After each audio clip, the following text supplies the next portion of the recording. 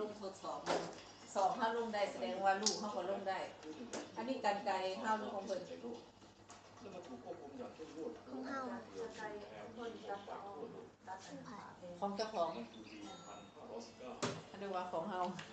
ยืนดูเดียวมายกขึ้นมานี้มาเน็บข้างมือปิดหูกับล่างของลูกน้ำมาเลยซาผมป้องน้ำผมมีบ่ฮะให้เราไปซื้ออยู่เคาน์เตอร์เด้อมือต่อมามืออื่นอันนี้มีมาคันเขามีฟองน้ำเซตนี่นะคะ แล้วก็อันนี้ใส่ทำให้น้องเป็นหรือเปล่าเนี่ยน้ำใส่ผม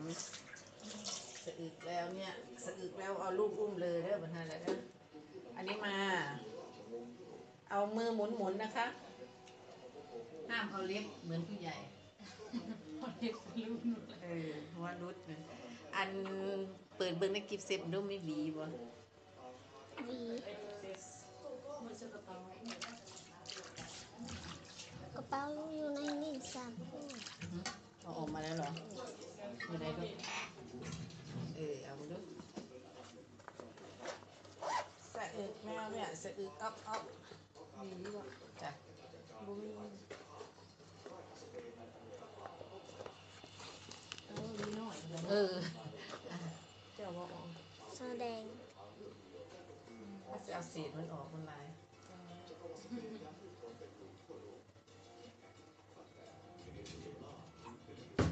ผมวันนี้พอดนั้นเลยอาบน้ำกับบ่หายกันซีรี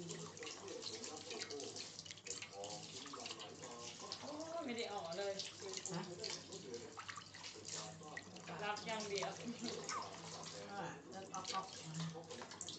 เซ็ตผมไม่แห้งแบบนี้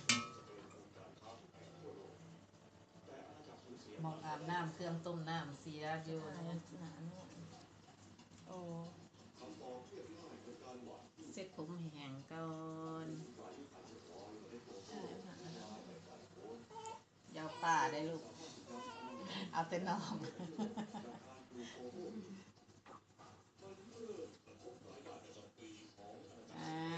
มาตอนนี้นั่นจะอาบให้แบบไม่ลื่นหล่นจะเอาฟองใส่ตัว